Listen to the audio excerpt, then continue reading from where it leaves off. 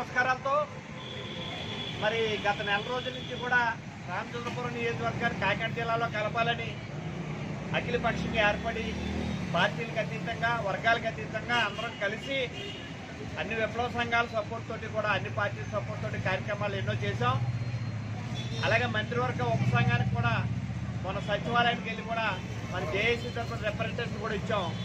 ప్రభుత్వం 10వ తారీఖు డేట్గా కన్ఫర్మ్ చేసింది.